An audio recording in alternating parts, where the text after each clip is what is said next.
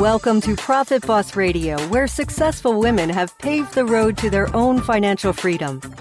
Each week, your host, Hillary Hendershot, financial coach, money mindset expert, and experienced wealth manager, will help you discover the keys to the wealth and peace of mind you want and deserve in her no-nonsense and authentic style.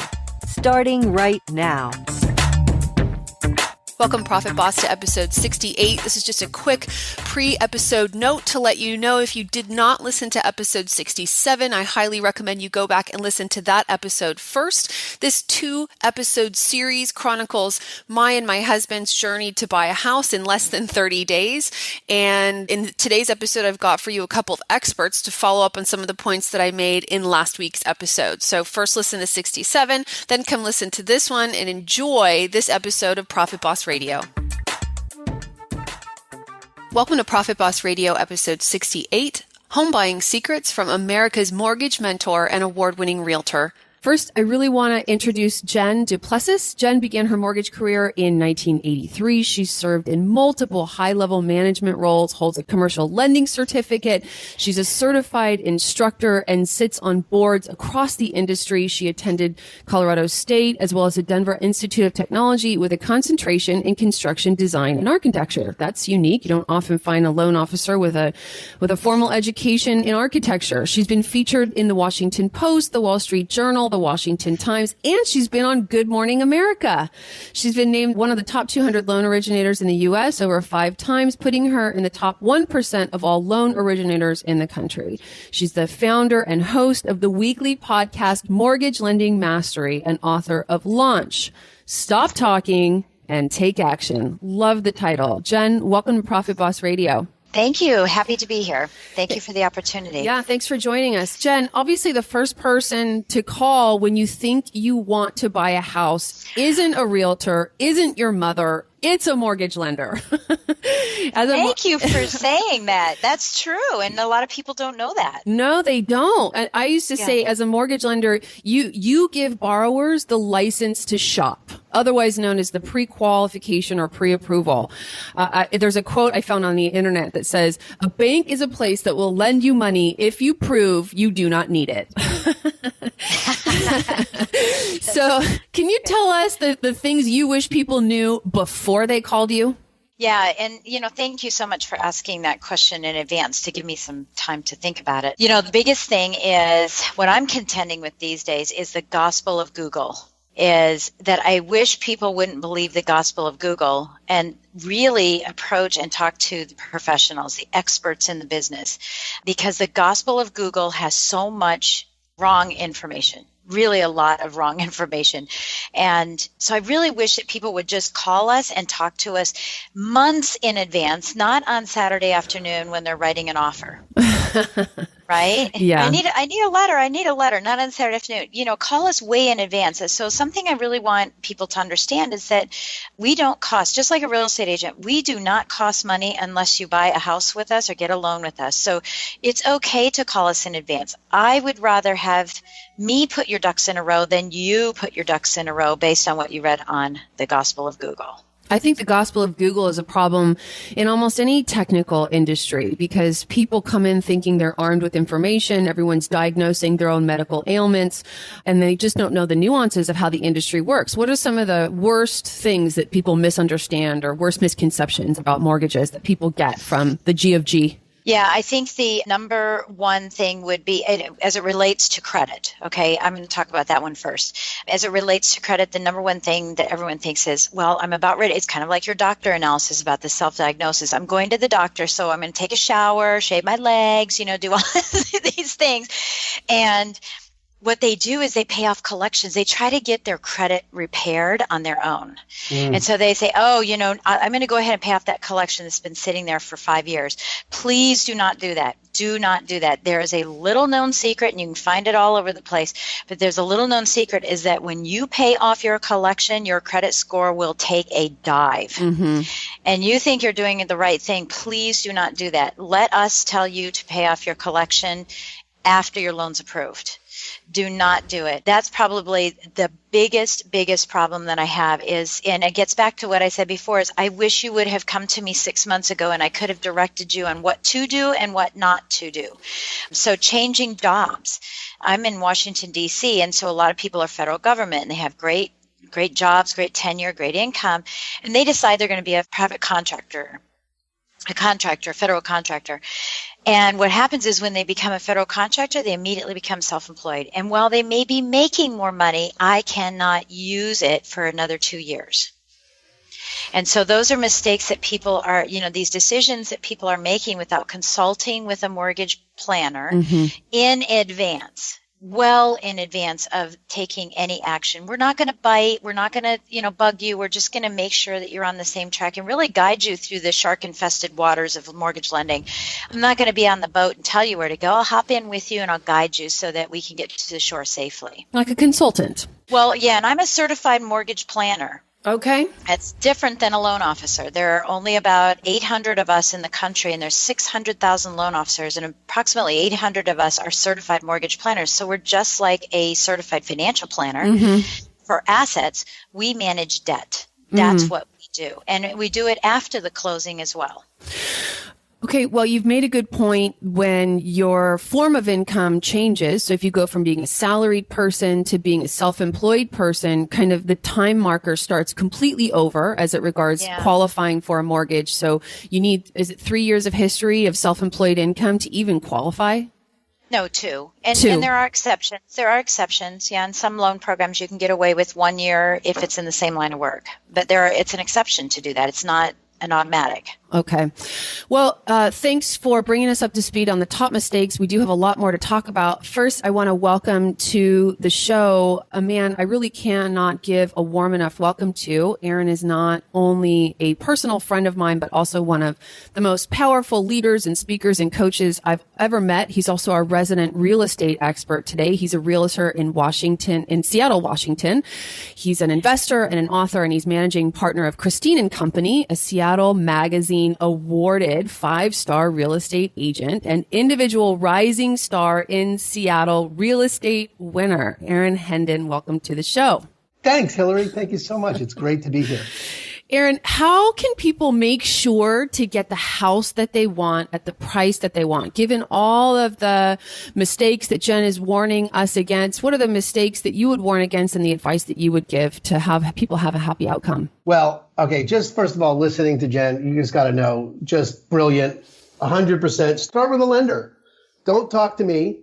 Why would you talk to a realtor first? You don't know how much you can spend. Right. And everything you said, Jen, I love what you said. That was just so that people clean up their credit. I'm also a FICO certified credit specialist. And what Jen said about credit, it just couldn't be more dead on. That there's no reason to DIY this. Okay. You don't DIY dentistry. You don't, a man who represents himself in court has a fool for a client, right? This is the largest single transaction you're ever going to make. And I don't care where you are in your income scale for the rest of your life, wherever you are, your house represents the single most expensive thing you own. And you'd have to be out of your mind to do that on your own, or even to pretend that you would do it on your own, except where Jen has the gospel of Google to go against, I have to also battle the gospel of Zillow. Yes. And it's an epic battle. No, say more. What do you mean by that? Is it because people think their house is going to sell for more than it is? More than it's worth? There's a couple. It's funny that yes, part of that is definitely there. So I'm releasing a book this summer called Real Estate Blind Spots, a peek inside the black box of residential real estate that sort of gets into the human psychology of what stops people from having effective real estate transactions. Part of it really is that, there's an anchoring mechanism that human beings psychologically have where we get anchored to a number or anchored to a thought or anchored to a mental model of something. And the Zestimate represents a number that's basically a dart at a board in terms of its accuracy. Really? So your experience is it's not that accurate? Well, it's not even my experience. Zillow's own disclaimer for it, and it has this city by city on its website, is the median margin of error is 5%, plus or minus 5%, meaning half the homes are going to be off by more than 5%, and half the homes are going to be off by less than 5%. You want to tell me which half your home is in? Hey, in my area, that's plus or minus $50,000, right? If the average 3-bedroom dump in Silicon Valley is worth $1 million, that's plus or minus, 50,000 on the upside and 50,000 on the downside. If it happens to be the median, if it right? happens to be right in the middle, it's a coin flip to determine which side of that median yours is on, and so it's fundamentally meaningless, except people think it means something, right? So, and there's all that kind of thing. And then there's the Redfin agents who are offering a discount, and no one thinks about what a discount really means. So let's talk about cost. And that wasn't something I was going to address directly on this episode, but you both kind of brought it up. And there's a lot of people who think they can get. So I've talked on this show a lot about why would you want discount financial services? It's just get a discount on your groceries, on your bag, on your clothes, right? But why do you want someone who's going to give you less than for less? Like, that seems like something you would want the best of. Let's talk a little bit about what does it cost to work with an agent? What does it cost to work with a mortgage loan officer? And Jen, it used to be 1.5% of the loan amount, but I don't think it's that anymore. I think the regulations have changed a lot. So Jen, what does it cost to work with a loan officer? Yeah. And actually, I've never even heard 1.5% of the loan amount. And, I've been doing this now for 34 years, and I've never used a percentage of the loan amount because it depends on the size of the loan. A smaller loan, it's going to be a higher percentage. There are a certain amount of the fees that are associated with getting a loan that are fixed, like a credit report, an appraisal. They're fixed fees, so they represent a higher percentage of a smaller loan, right, or a smaller home. There are the other fees are depending on their percentages, like title percentages, what taxes you have, whether you have an HOA, whether you have a condo. So all those fees change constantly, and so it's really a moving target until you finally decide which kind of house, and what specific price point and when in the year that you're going to be buying the house. All of that has a play in the closing costs. What you need to understand, or what everyone needs to understand, is that the lender is only in charge of maybe 3 or 4 of those fees. Even though we're quoting 20 different items, we are only in charge of 3 of them. So you can get 100 different estimates from lenders, but at the end of the day, they will all slide into the exact same thing, except for the 1 to 5 different fees. So what you have is maybe an underwriting fee or an origination fee. The appraisal fee is a pass-through. The credit report is a pass-through fee. These aren't fees that we charge and keep. These are fees that we have to charge to consummate your transaction. So people don't understand. You get kind of blamed for costs that don't come from you constantly, and I shouldn't be doing that. I still feel that we should never be doing the loan estimate because the title company has more fees than we do. So they should be doing that.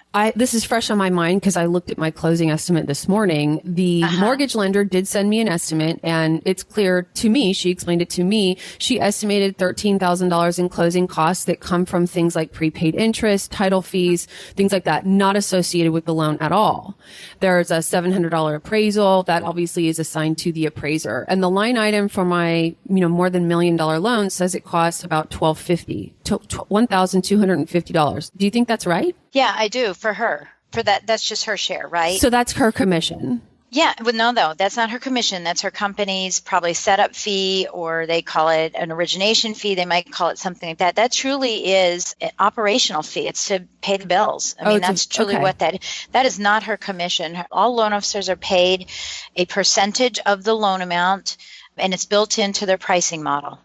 And what you're going to find is that all lenders are within 1/8 and 1/4 to each other, within $300 to $500 in fees. And if you want to spend 365 days a year chasing down the best rate, good luck, because there's more than 365 lenders in the country. Right. So you're not ever going to find. And worse than that is if you call me and talk to me at 10 o'clock in the morning and you call someone else at 2 and their rate's better and the market's moved in more favorable, you have to call me back and get my quote again, and vice versa. You don't have a rate until it's locked. You don't have a rate until it's locked, and rates move every single second of the day. every second. It's just like the stock market. Right. Mortgage-backed securities are moving every moment of the day. And while we talk, they move right now while we're talking. So I think that what you have to do is find the person that you feel most comfortable working with, that's going to get you across the finish line, who's going to guide you, who's going to explain things to you so that you know what the next steps are, and fully communicate with you throughout the whole process. Not an order taker. For us, we started with 2 lenders in the process, and then it got to the point where one lender was much more difficult to work with than the other, but then we were going to prepare to pay 2 appraisal fees because we didn't know if we were going to get a rate. But one person was quoting us 3.25, one person was quoting us 3.75. And it was a big enough differential that we decided to keep 2 horses in the race, but one actually bowed out. She said, I don't want to compete this way, which is fair. And we put a bunch of time and energy into getting all of our documents to 2 people, and we're totally above board with those people. But ultimately, one person, kind of just was the one who stayed in the game, and she happened to be the one with the lower rate, and we are going to fund. Yeah, but typically this is what we always say. The rate isn't great if you close the loan late. Okay. That's funny couplet. It doesn't matter what the rate is if you don't get to closing on time, because it can cost you so much more than just that eighth or quarter difference or that $300. Yeah. We were kind of weighing it against not really knowing if we were going to even get a loan, because there was so much self-employment documentation, and the messaging we were getting back was really unclear for us. So maybe that was a case where better communication would have helped. Yeah. Yeah. Or had you done it all early before you went under contract so that you knew exactly, rather than going through the stress afterwards. Yeah. I wish I had that option, but I got a 60-day notice to vacate. So we were in a dead sprint. So I totally with you. Now, okay. So working with a mortgage loan officer, you do need to be aware a lot of the costs they're reporting to you, they're just kind of like the accountant in the transaction. So everything that's on the cost estimate doesn't come from them. They cost about a percentage of the loan amount, and it's baked into the pricing, right? As far as our commission is, it's not baked into the pricing, it's baked into the loan amount, and each company will put it into the pricing, but the loan officer doesn't have the option. We don't quote you and say, well, if you take a higher rate, I'm going to get paid more. We can't do that anymore. The CFPB abolished all that. That's what I was kind of trying to get at. When I was in mortgage, it used to be that you could quote unquote buy the rate down, or we could charge a higher rate and earn a higher commission. And I think that's been regulated out. Is that right? Well, you can still buy the rate down. So if you want a lower interest rate and you have the extra cash to do it, you certainly can do that. But it doesn't mean that I'm going to make less or more. I make the same no matter if you have an ARM.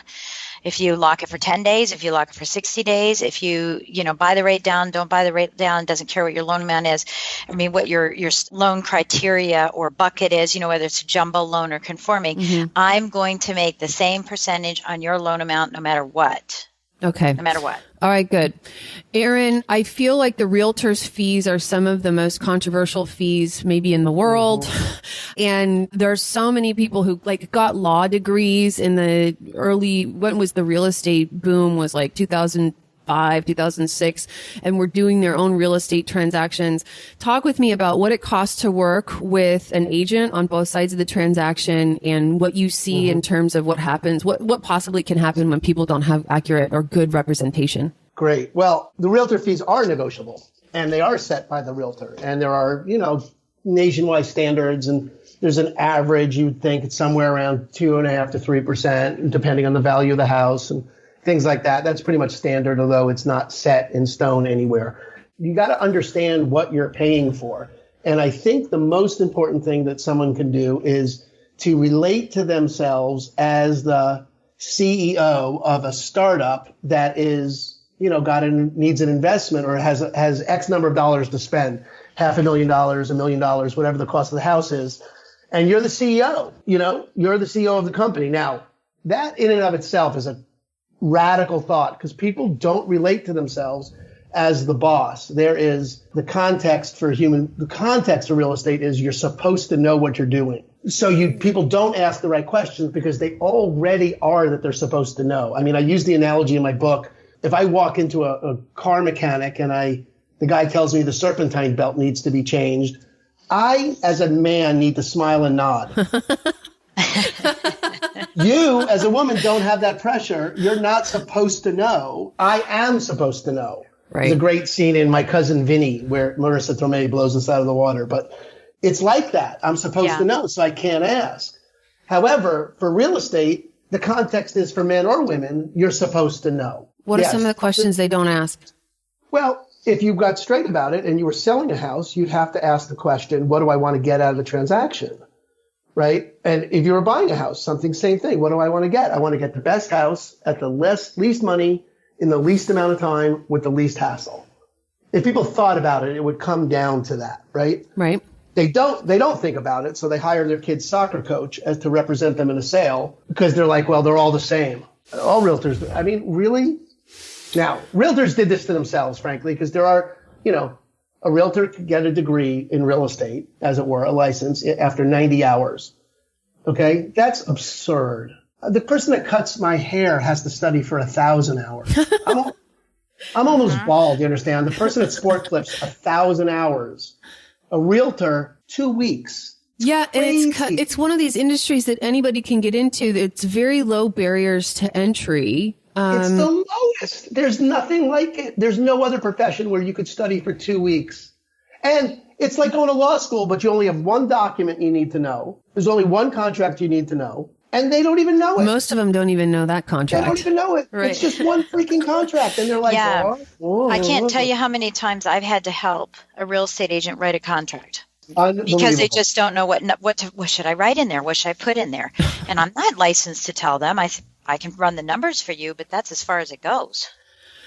That's kind of scary. So how do you think questions about the real estate contract should be involved in the interview of a real estate agent? Maybe, except you don't know how to judge it. So here's the question I think that people could ask that they could judge a good one from a bad one if they ask this one question, okay? If they said to them, show me, in addition to the Zillow ratings and everything else, but that's got its whole... See, right now, the best you're going to do is they're going to pick a realtor by the same methodology they pick how to choose dinner, right? How do you choose where you want to go to dinner? You go on Yelp and you look at the stars, right? Or your friend tells you a good restaurant. Right. Or you pick the restaurant where you ate 10 years ago. Or you pick a restaurant that you see all the time. Any of those methodologies are fine for going to dinner, but dinner costs you $50, $60. If dinner cost you $500,000 and you couldn't have another one for 30 years, you'd pick dinner differently, but they don't. So the best way to do it is this. You say to the realtors you're thinking about interviewing, say, I would like to get from you the listing sheets off the MLS of the last 12 months of transactions. And then they would provide you with their track record of the last 12 months. And you would be able to see if all the buys or all the sells, either way, whichever side of the transaction you're on, you could see then their track record. Can you see how much they're negotiating from the list price? Is that it? You could see the list price, the days on market, and the sale price. That is fantastic. And they would show you their track record. Like, I don't know, like maybe you're interviewing them for a job. I don't know, man, it's a little wacky of a context, but you are. You're freaking interviewing them. You're going to hire them. You're going to pay them 3%. They should bend over backwards for that 3%. They should fight for your money. Not like, oh, I was the nice guy you saw at the open house. I smiled. But that right now is all realtors need to do is be there first and be friendly, and you will hire them. If they're friendly at first, you will hire them. That is how that goes. I think that's great advice, really tangible advice, because absent other criteria, knowledgeable criteria, people are going to pick using the criteria they have and know, which is rapport, how much I think I'm like you, how much you make me feel good about myself, like these sort of personal questions, when what you're proposing is this is a job interview. This person is part shopper if it's a buyer's agent, but really the most important job they're going to do for you is the negotiating. That's a hard skill, right? It is. I mean, and if you can negotiate them down in their commission, I mean, you might think you won something because you got them down a little bit lower. If you say you got a half a point in their commission, you think if they can't negotiate with you, you think they're going to negotiate with a professional? Well, you got to be nuts. I totally agree. And what I was going to say is, the flip side of that is on the lending side, we've all heard the phrase, you think working with an amateur is expensive, working with a professional is expensive, try working with an amateur, right? Yes. And so we contend with the same thing. And it's ironic that you say this about, showing your 12 months, because if you asked a loan officer the same thing, you could derive the same type of conclusion, because the person who's quoting the lowest rate, and we call it the good loan officer, the bad loan officer. Yep. Bad loan officer's on the phone going, two, do I hear two, 2.5, 2.5, do I hear 2.5, do I hear 3? And then puts someone on hold and goes, hey man, this is really good. This is my first day on the job and I'm getting a loan. Okay, one, and what's happening is that they need to make the payment on their mortgage or on their rent, and so they'll undercut themselves. And so it's called price versus advice, right? Mm-hmm. And so they'll undercut themselves, and so they seem to be the best rate. And this is where I get back to what I said before. It's not about the price. And it would be the same with a real estate agent. It's not about the price. It's about the skill set of the individual to get you through this very difficult 30, 35 days, 15, 20, whatever days of your life, and that's critical. So I love that. I actually will show that to my clients. I'm going to show it to my clients, say, let me just show you what I've done. And then you go talk to that guy and see if he's that good. That's great. And in a million years, that other guy is never going to have that prepared. And never have that. He doesn't want to share it either because it's his. I'm new in business, and realtors do that too. They're like, don't tell the client that this is my first deal. Yeah, then that person should be on a team. Why would you? I literally just listed a house for someone whose daughter is new in the business, and he chose me, and I gave that daughter a 25% referral fee, and I trained her on how to list a house. It's different when you're a team. Yeah, that's. Right. So you and I, Jen, we've never met, so we're the same mind. Okay. All right. So I think it goes without saying to get and hire the right advice. Aaron, do you have any other objective kind of ways that people can evaluate a potential agent? And what about the fact that maybe some listeners don't know that technically the buyer's agent fee, so if you, Aaron, help me buy a house, that fee doesn't come from me. Technically, it comes from the seller. So how should I think about spending money that technically isn't mine? That's such a good question, Hillary. And my answer is so counterintuitive and so not what anyone else would tell you. You are spending that money. You're the buyer. Okay. It looks like it's coming out of the seller because the seller's not collecting it. The seller doesn't get to keep it. But you, Hillary, are going to sit down every month for the next 30 years, and you're going to write a check to the mortgage company. And part of that check is the 3% that the buyer's agent took. If you spent $700,000 for a house, the buyer's agent took 3%, the seller's agent took 3%, right? So, yes, absolutely. Just because the seller doesn't get it, you're still writing the check for $700,000. You're spending that money. The seller's not paying for it. The seller's just agreed to not collect it. So it's not free money. It's like anything else in the world. The consumer always pays. You are paying for that. So I think it's a major, major flaw in the logic, and I would demand more of a buyer's agent. Now, it also doesn't make any sense to not use a buyer's agent for that reason because the seller's already ready to give it up. Right? The seller's already prepared to accept less, and there are only 7 states in the union where a realtor can't represent both sides. So if you thought to yourself, I want to save that 3% myself, I'm going to go use this listing agent. That listing agent has no reason to do that. They're disincentivized to give you back that money. So you're going to spend that money anyway. I would make sure that I used an agent who was able to negotiate lower prices, and you would see that from comparing how they did to how anyone else did. You would never, I was thinking about this show, Hillary, because your listeners are so savvy. Would you ever invest in a fund where you couldn't see the historic returns? No. And I think what people don't realize is that the agent literally is your attorney on the transaction. You're the person who's legally protecting me and informing me about the contract and buying, what if you get into the house and there's things that weren't disclosed or things you didn't find in the inspection? I mean, you're talking about huge potential losses. So I just never understand why people want to go without representation. If you read through the real estate contract, it's so complicated. I mean, it's not in legalese. It's not like polysyllabic words, but there's a lot to buying a house. There's 30 pages of contracts just for the real estate side. The mortgage side makes my head spin.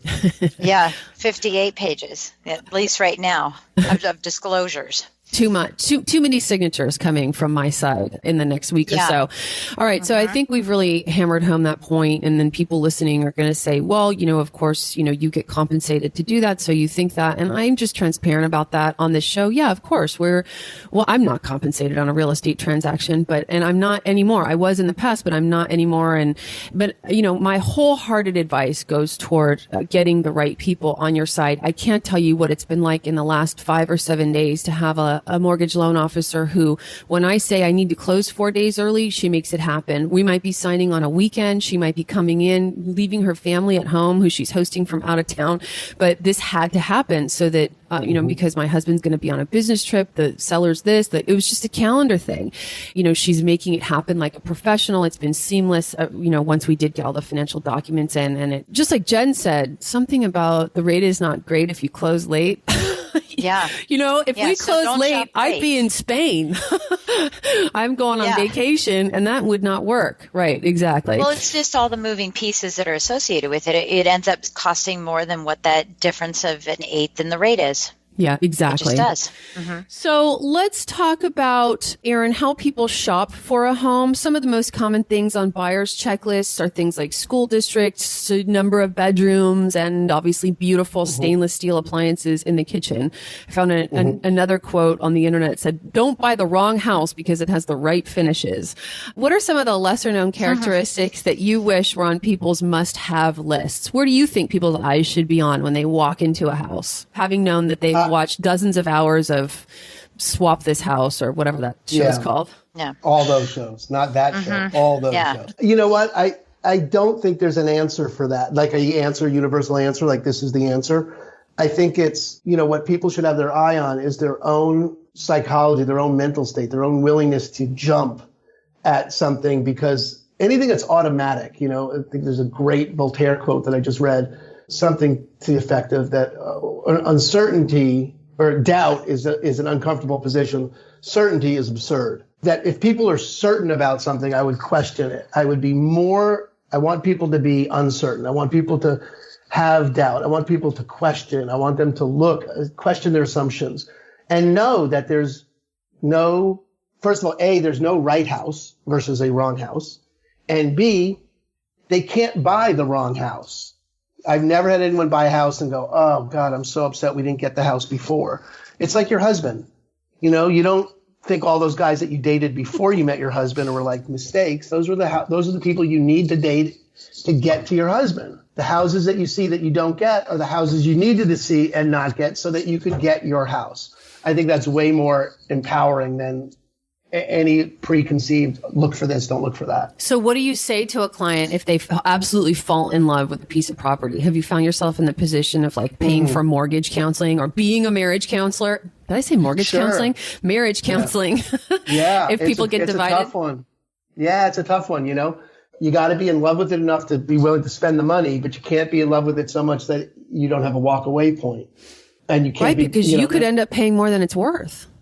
Well, see, that's the thing. The house itself isn't worth anything. Doesn't have a worth until someone pays for it. So I don't think you can overpay for a house.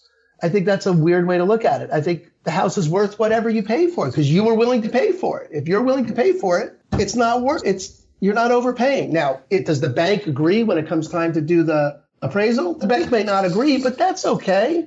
If you loved it and it's worth it to you, then it's worth it. How much longer is it going to take you to find a new house? What's that worth? How much? Oh, there's so many questions. Are you buying at the top of a bubble? I have no idea. No one knows. Aaron, you're just posing questions here. I got it. There are no answers. Aaron, the real estate philosopher. I'm telling you, the search for answers is the game, not trying to find it, not pretending there's a real one out there. But those are the valuable questions to be engaged with. But you know me, Hillary, this is like my life. Are you asking the right question? And then are you happy enough with that, right? Searching for a home, a Socratic inquiry. Exactly. So, Jen, a lot of first-time homebuyers buy in condo complexes that have homeowners associations. So there's this, it's a lower cost purchase. A lot of times they can afford a condo, but these homeowners associations can be a nightmare. And sometimes lenders don't want to lend. You can get into a condo and then suddenly be assessed $5,000 or $10,000 or $20,000 for a new roof on the building, right? And people don't know this. So what's your best advice to someone considering buying in one of those units? Actually, I wouldn't even be aware that was coming up in a condominium association. The real estate agent would be more aware of that than me. If there's all of a sudden this assessment, where a client goes in and says, I'm going to pay $500 a month for a condo fee, and then they move in and, oh my gosh, it's up at $750 because there's a new. So I would never even know that would be happening. But yeah, it's a racket, and it's, again, I'm quoting other people's fees all the time. And when I have to quote $250 for a condo certificate just to have them answer 5 questions on a piece of paper, it's just, it's silly, and it's running amok, and there's nothing you can do about it because it has to be done. The good news is that Fannie Mae and Freddie Mac are starting to loosen up on not the criteria surrounding the actual condominium, but just how that is being assessed so that it's not so taxing on people individually. And we've got an individual in our company that's all she does. And it's the first time in my 34 years that I have a condominium property HOA girl who does all of that for us.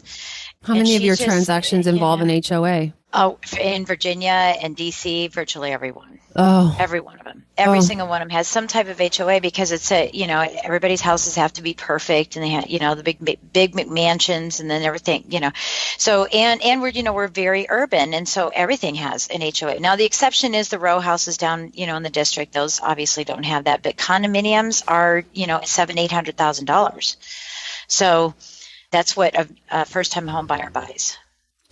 So I've seen transactions get disallowed because of some feature of the HOA. I'm not an expert on it, but sometimes the lender just says, no, we're not even lending on that. It's just not happening.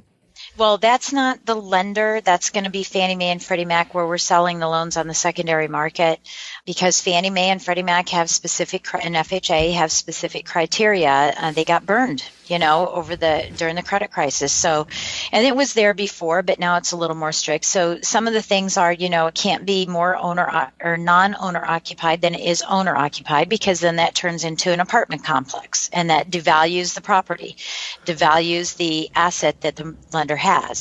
And then if the buyer says, well, now there's too many renters here and it's turning into a bad neighborhood or whatever the case may be, I'm just going to walk away from the house, we're left with a negative equity property because it's been devalued. So that's one of them. The second, as a result from the credit crisis, is that no more than 15% of the units can be delinquent on their condo fee. So that was happening. People were doing foreclosures and short sales, and they said, well, I'm not going to pay it. I'm moving out anyway. So they weren't paid, and so the improvements couldn't be done. And of course, that leaves it for the rest of them to have to come up with, higher money. So now we have to catch up. And so therefore, these fees are going to be raised. So we're still seeing this trickle down from 2007. We're still seeing it happen because not all of the homes have been financed again. There's still people that are upside down on a condo and just sitting in their house.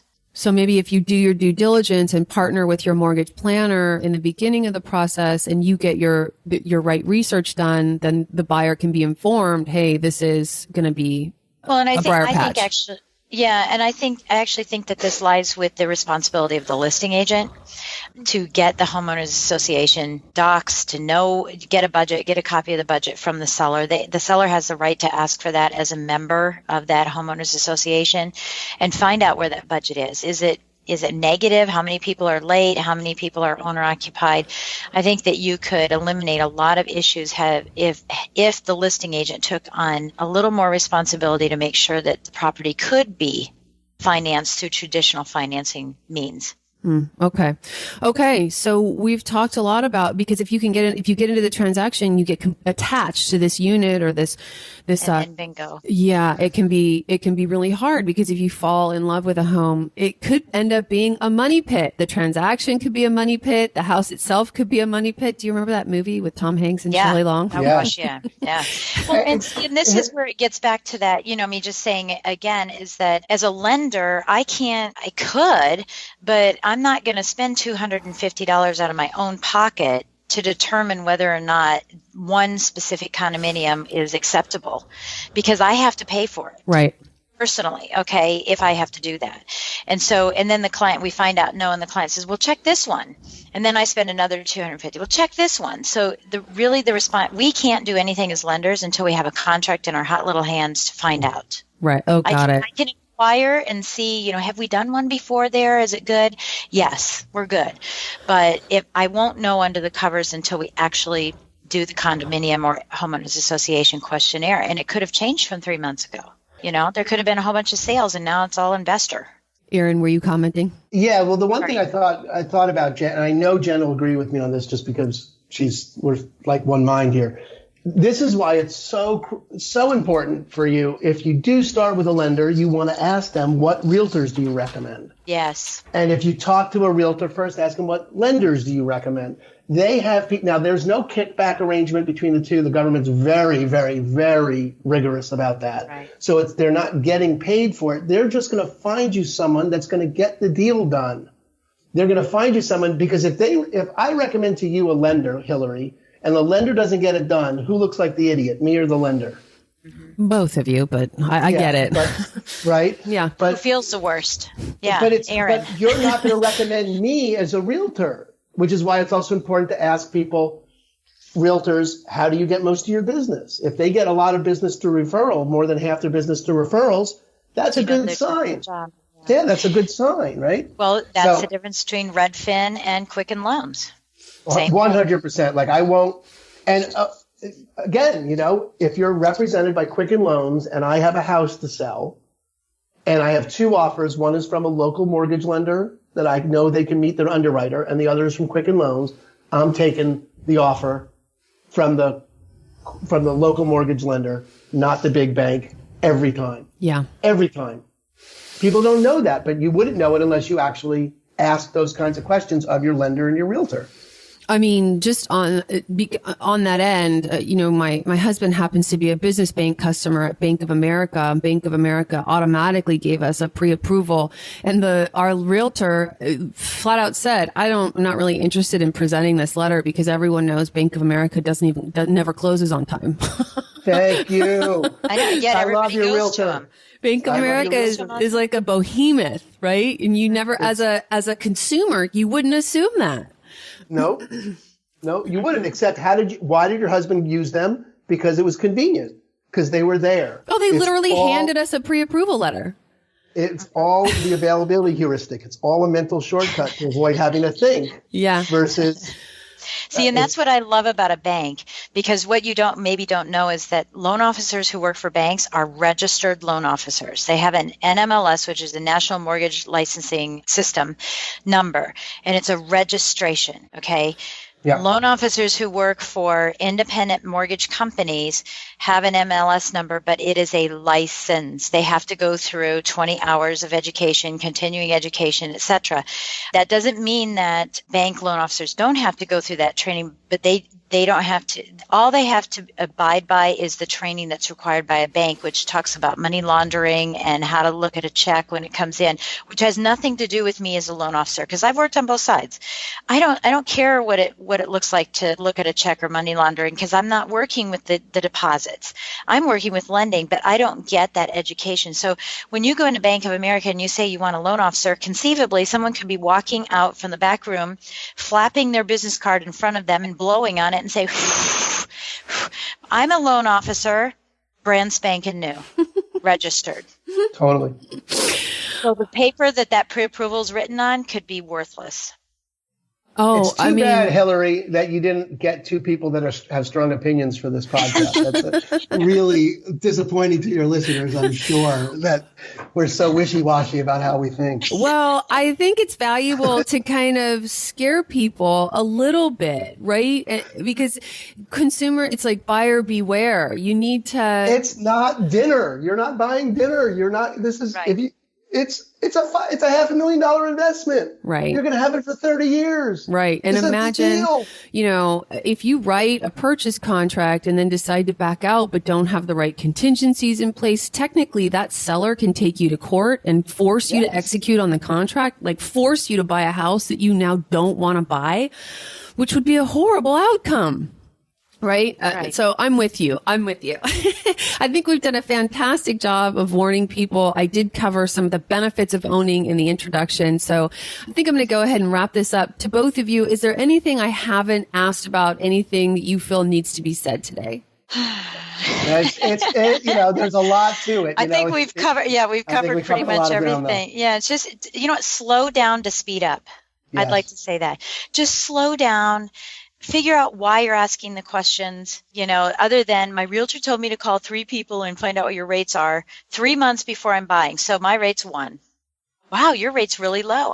It is, because you can't lock it in anyway, right? So slow down and really think about the questions that you're asking and why they're important to have those answers. So slow down to speed up. Don't speed up, because you'll end up slowing down through the process. Excellent advice. Aaron, parting words of wisdom from you, the team philosopher. Yeah, ask questions. Don't let anyone make you feel stupid in this process. This is your money. You're the CEO. If you don't understand something, hire someone who's going to explain it to you, or find someone who'll do it. But do not be made to feel stupid. You are not stupid. You are not supposed to know how this works. You might do this 3 times in your life. Right. Maybe you're going to do this 3 times in your whole life. Why would you feel like you're supposed to know any of this? It's ridiculous. Yeah, I personally have no issue saying I don't know what that means. And most people don't. I would say hopefully 99% of the industry does not mind answering these questions. I do this 15, 20 times a day. Conversations, same questions over and over and over. People don't understand, so we want to be able to answer their questions, and nothing is silly. Nothing. Nope. So hopefully, 100% of my industry acts like that and doesn't say on the phone. And hopefully we don't. If they do, hang up quick. That's right. That's find someone new. Exactly. What a great opportunity to find out. That's so great. You just saved me so much time interviewing you. Thank you so much.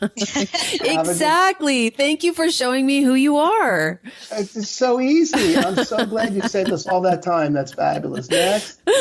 All right, Jen, how can people get in touch with you if they want to reach out? Yeah, the best way to get in touch with me would be to email me at Jen, J-E-N-D as in David, at apexhomeloans, plural.com. So Jen D at apexhomeloans.com. That's the best way to get in touch with me. I'm happy to answer any questions that anyone has. Great. And are you doing transactions just in Virginia and DC, or?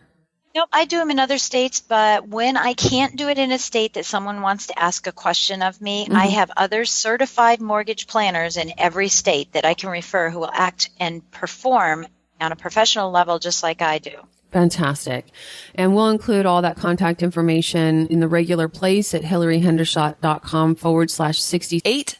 Aaron, how can people reach out to you when they're ready to buy or sell in Seattle, or you tell me where? The best way to reach me is at Aaron, A-A-R-O-N, at Christine, with a C-H, Christine and, word and, Christine and companyhomes.com. Aaron at christineandcompanyhomes.com. And if they wanted to get a copy of a sort of a booklet of the 7 questions you should be asking any real estate agent, they can go to don'tgetfooledagainbook.com, pick up a free copy of that, and there's all sorts of emailable template and videos and things they can use to empower themselves in the process. Yeah, I forgot that you sent my listeners a free gift. So obviously there'll be a link to that in the show notes, or you can get it at the URL Aaron mentioned.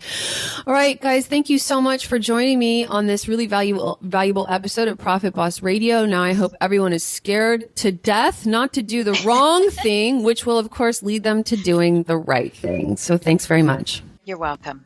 Thank you. Hey, Profit Boss, sometimes it really does take a village. I don't know if you know what it's like to be a podcaster, but it can be pretty lonely. I sit in my office day in and day out. I put out content that I think is going to help you move closer to your goals. And I need your help. I need your input and I need your opinion. For just 6 weeks, I have my listener survey link live at hillaryhendershot.com/podcast survey. And I need to hear from you. I think really warm thoughts of all the people who have filled out that survey so far, and I need to hear from you. I know it's not convenient. I know you're not sitting by your laptop right now, but you'll be there later today. And if you think about it, just go. The link will definitely be in the episode notes for today's episode, but just go to hillaryhendershot.com/podcast survey. It'll take 20 seconds. Fill out my survey. Let me know if there's anything I can do on the show that would make it better. Are the episodes too short? Are the episodes too long? Do I talk too much? Do you want more guests? Do you want more solo episodes? Let me hear from you the questions you want answered. Most importantly, I want to know what it's going to take to move you closer to your financial goals this year. That's what I want to provide for you. And that's what you can tell me how to do at hillaryhendershot.com/podcast survey. Thanks, Profit Boss. Hey, Profit Boss. Yes, you. Lean in here. I've got something to tell you. Do you remember that movie Mean Girls with Lindsay, whatever her name is, and the fabulous Tina Fey? It was all about this group of in-girls, the Plastics. And Lindsay Lohan plays the new girl who wants desperately to be part of the clique. You get the picture. Tina Fey was hilarious in that, by the way. Did you know she wrote it? Anyway, I want to tell you about another group on Facebook. It's nothing like the Plastics. I mean, come on, we're not in high school anymore. And seriously, it's much cooler to lift each other up instead of tearing each other down, don't you think? Because as we all know, as women, it can be tough to know who to trust when it comes to getting real about money. That's why I'm so proud of all the courageous women in the Profit Boss Facebook group. It's kind of like hanging out with your best friends. Ladies who've earned the right to be called your friend because you're not afraid to show a little bit of vulnerability. It's like that. And by the way, we let the men join too. So if you want to be part of a group of wholehearted women and men who aren't afraid to grow and support each other, give us a visit and bring your friends. Just go to hillaryhendershot.com/profit boss and you'll immediately be redirected to a place where you can request admission, which we will give you willingly. I'll see you on the inside. Thank you for listening to Profit Boss Radio, where creating success on our own terms happens every day. You're not alone in your journey to a rich life, and that's why Hillary is here to add value in each and every episode. See you next time on the podcast for women and money.